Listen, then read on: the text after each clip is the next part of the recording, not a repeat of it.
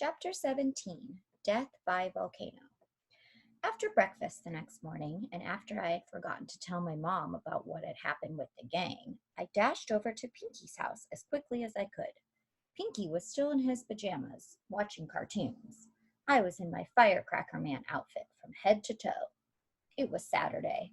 The world needed saving, and there was no time to waste. But first, I tapped on his living room window. "I want a refund," I said when Pinky came to the door. "What refund?" asked Pinky. "The Hank Aaron rookie and the Carl Yedzierminski rookie," I said. "I want them back." "But I thought we were friends," said Pinky. I thought about it all night, in between reruns of alien babies crawling around inside my head. And this is what I thought: playing with Pinky was not a good trade for the cards. "I don't like doing the things you do," I said. "Why not?" asked Pinky. "I'm just not talented in that way," I said. Pinky shrugged. "Yeah, you're right," he said. Then he went back into his house. When he came to the door again, he handed over the cards. The rookies were okay. There's a good reason why baseball cards are in plastic pockets. It keeps them dry, in case of accidents. I breathed a sigh of relief. "You sure you want to do this?" Pinky asked. I nodded. I was very sure.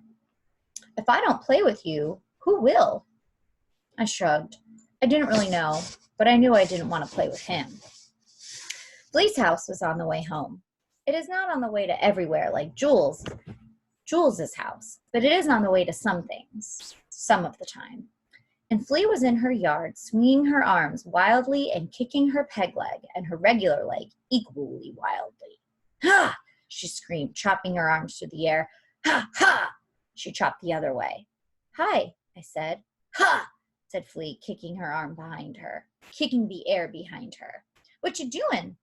"Aggression for girls," said Flea. "Want to try? It's fun." I shrugged. "Okay." I squeezed through a loose board in the fence. Flea sliced her arm like a sword through the air. She added a kick to the side. It was fabulous. I sliced and kicked too. "Ha!" she screamed again. "Ha! Ha! Ha!" I copied. "Ha! Ha!" We chopped and kicked until we were out of chops and kicks. And after that, we went inside and watched an action movie with Botswain.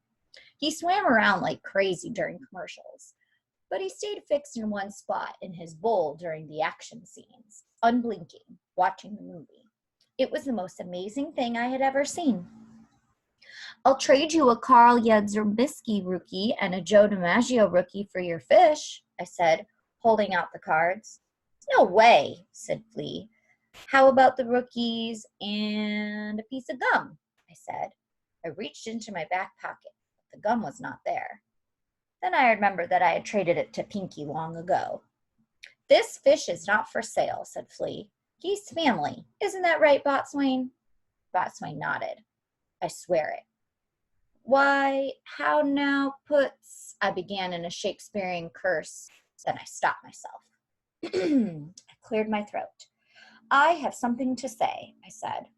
"Okay," said Flea. I looked around. I didn't really want to say it. It was something hard to say. It was much harder than cursing or insulting.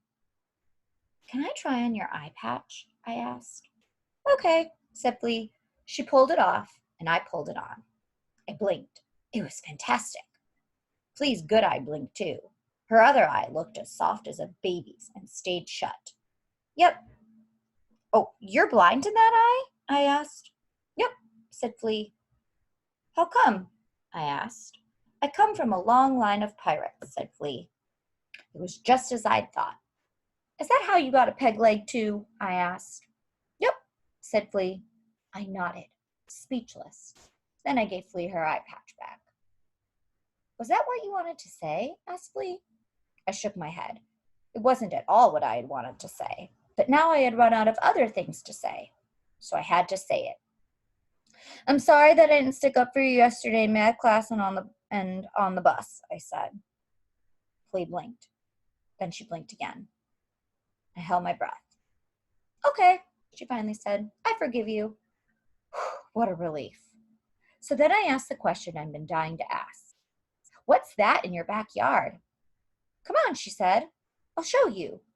We hurried outside, and there, in Flea's backyard, in broad daylight, was a real live volcano.